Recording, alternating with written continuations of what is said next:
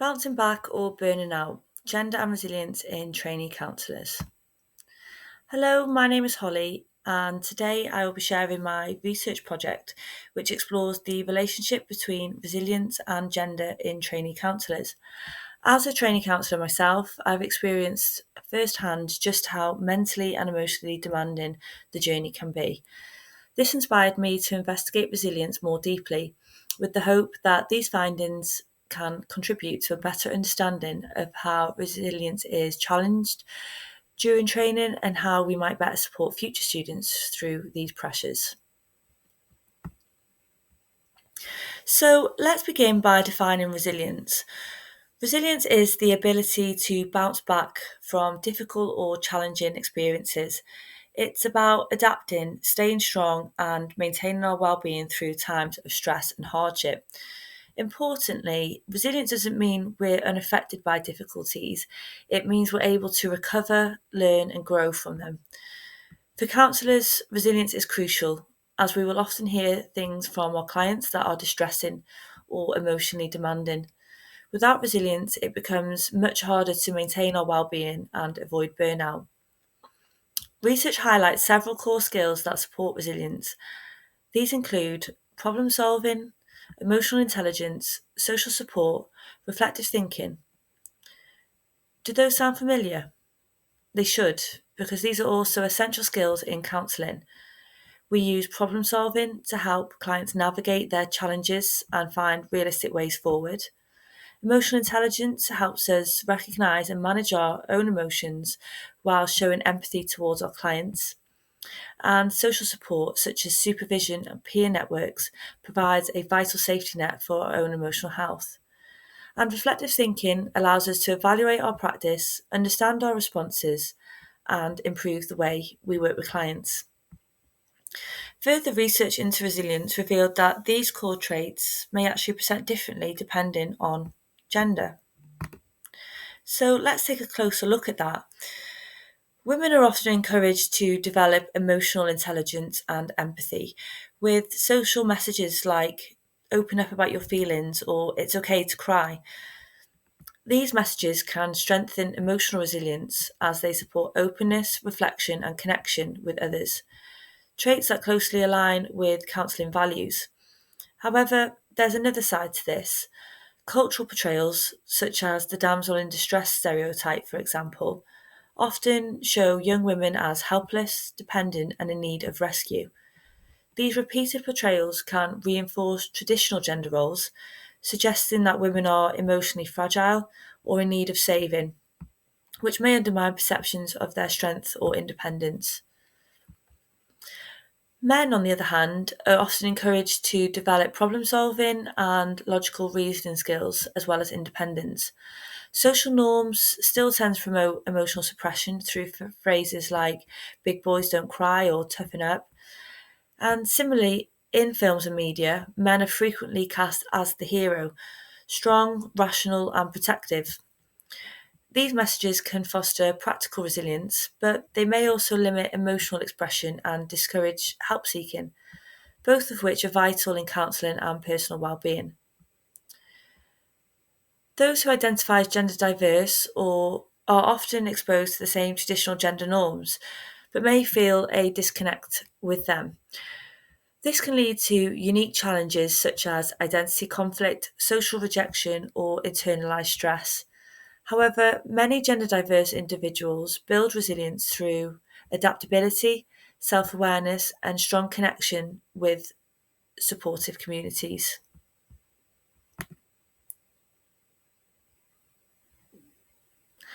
As I mentioned earlier, the traits linked to resilience, such as emotional intelligence, problem solving, reflection, and social connection, are also core competencies in counselling.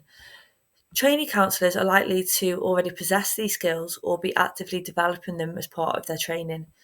In fact, these qualities may be part of the reason why someone was drawn to the profession in the first place. This led me to ask an important question. Are certain genders more resilient than others among trainee counsellors?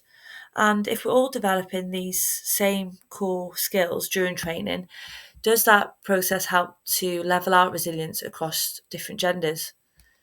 Much of the existing research on resilience focus on helping professions in areas such as social work, education, or healthcare, and studies that explore resilience in counselling tend to look at qualified practitioners, not trainees, which means there's a clear gap in understanding what we experience during training.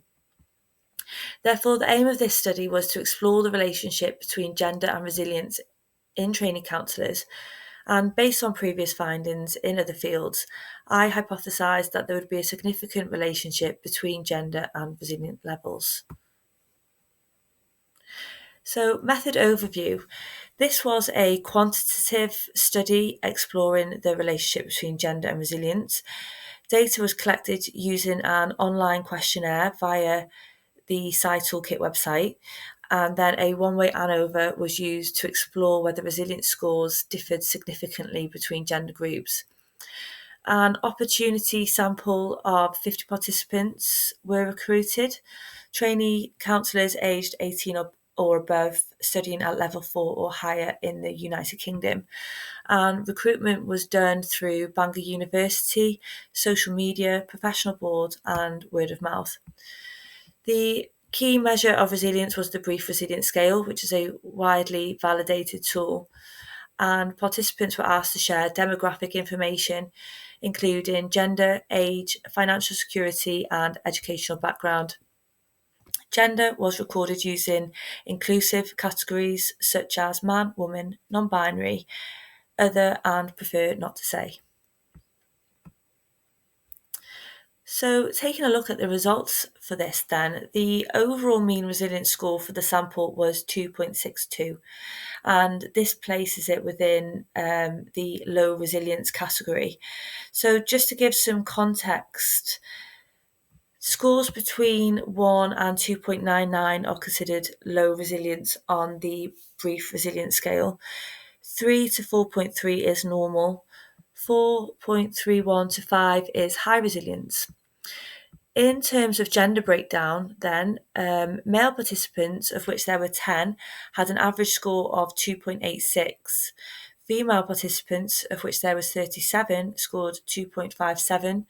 Non-binary participants, of which there were 2, scored 2.58, and other, of which there was 1, scored 2.17. So, although there are slight differences between the groups, the results of the one-way ANOVA showed these differences were not statistically significant. But the most notable finding here is the overall low resilience across the sample, and I'll come back to what this might mean in more detail during the discussion. So, let's explore these results a bit more. To understand resilience, it's important to recognise that it isn't a single trait. It's shaped by a combination of personal, emotional, cognitive, and social factors. Previous studies have suggested that resilience levels can differ significantly across genders, but what we found here was slightly different. Now, let's take a moment to consider gender theory and how it can help us understand resilience. Gender theory looks at how our ideas about gender are shaped by social and cultural processes.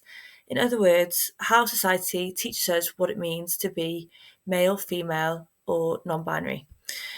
This lens offers useful insight into how certain traits linked to resilience are encouraged or expressed differently depending on gender. As mentioned earlier, qualities like emotional intelligence and the ability to maintain strong social connections are often associated with women. This is likely because girls are often socialised from a young age to be emotionally aware, empathetic, and focused on relationships. On the other hand, traits like independence, problem solving, and staying calm under pressure are more commonly linked with men. This reflects long-standing expectations for boys to show emotional restraint and to be self-reliant. Of course, these are general patterns, and it's important to remember that how these traits are expressed can vary significantly across cultures. In some cultural contexts, emotional openness may be encouraged for everyone, regardless of gender. In others, more rigid expectations about how men and women should behave are still deeply embedded. So, while traits like empathy and independence might be associated with gender norms, that does not mean they are inherently gendered.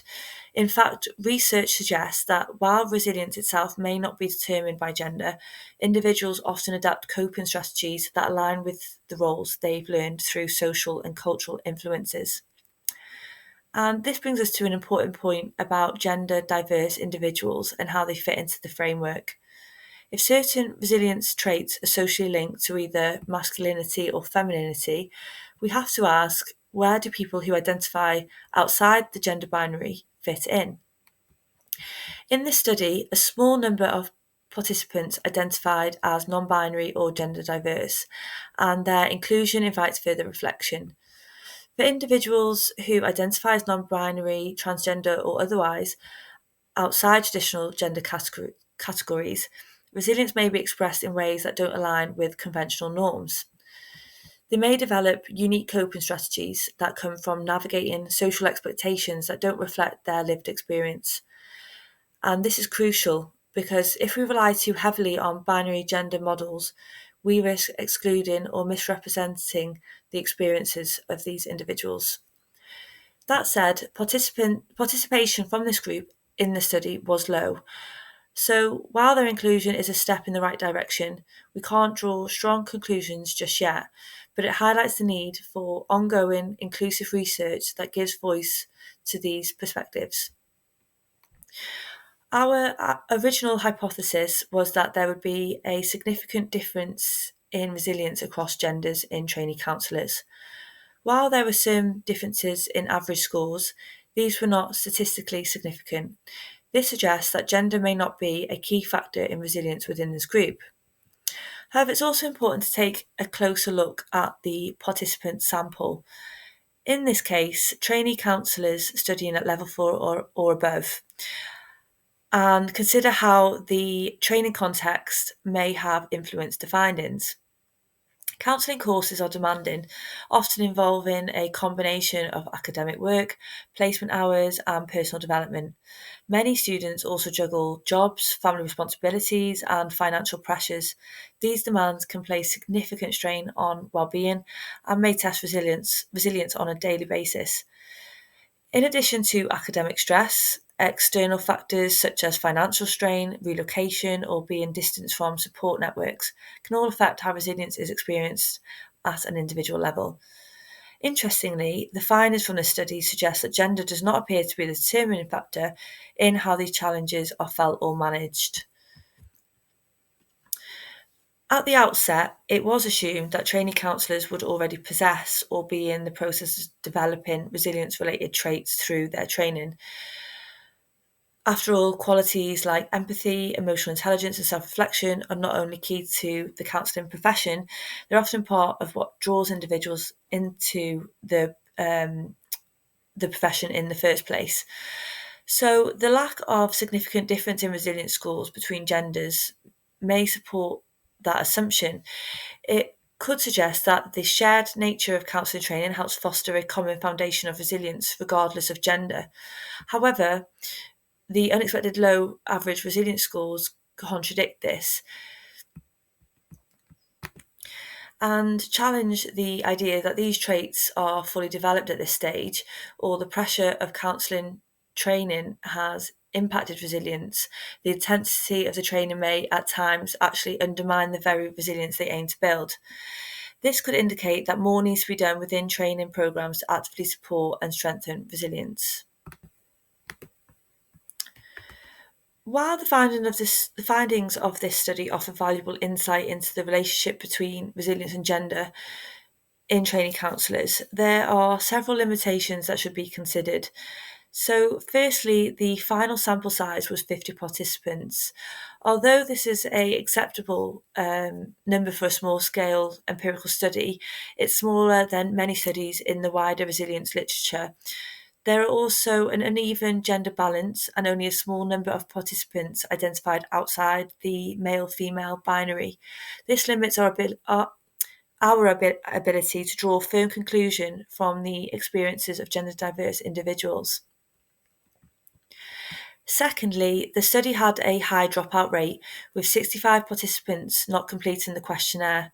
It's possible that the length of the survey contributed to this. The brief resilience scale was used in an attempt to keep the questionnaire short. However, while this made it easier to complete, it may have limited the depth of insight into how resilience is actually experienced. To strengthen future research, it would be valuable to explore resilience among trainee counsellors at different stages of training. A longitudinal design tracking students from the start of their course through to qualification could help us understand whether resilience grows, fluctuates, or declines over the time on the course. This approach could provide insight into how resilience evolves as trainees face different challenges throughout their learning and development. It would also be helpful to investigate how specific elements of training, such as personal therapy, clinical supervision, or placement experience, contribute to the development of resilience related traits. Research like this could help identify when resilience tends to dip, what support is most effective, and how training programs can adapt to better support students at key points of their training. Additionally, qualitative methods like interviews or reflective journals could offer a much deeper understanding of how trainee counsellors experience and build resilience, particularly in relation to their identity and personal journey through training. And further research that explores gender diverse identities and lived experiences will also be essential in developing a more inclusive and accurate understanding of resilience in counselling education. From a theoretical perspective, this study contributes to wider discussions around how we define and measure resilience, especially in relation to gender. Much of the existing research views resilience as an individual trait and often relies on standardised tools like the Brief Resilience Scale. While tools like the Brief Resilience Scale are useful, they may not fully capture the complex, relational, and context specific nature of resilience, especially for people whose lived experiences fall outside of traditional gender norms. The absence of significant gender differences in this study, combined with the overall low resilience scores, suggests that resilience may be influenced more by a combination of factors such as training demands, social identity, and individual life circumstances, rather than by gender alone. And these findings also have practical relevance for counselling education. So, even though no significant gender difference were found, previous research in other helping professions have shown that gender can influence resilience. So this could suggest that counselling training itself may play a role in levelling the field, perhaps by developing resilience-related traits across all students, regardless of gender. However, the low resilience scores contradict this, and it could be that more needs to be included in the curriculum to support students with their resilience.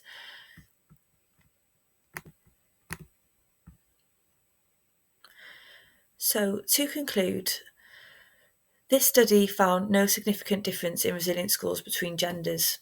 However, the overall resilience levels across the sample were lower than expected.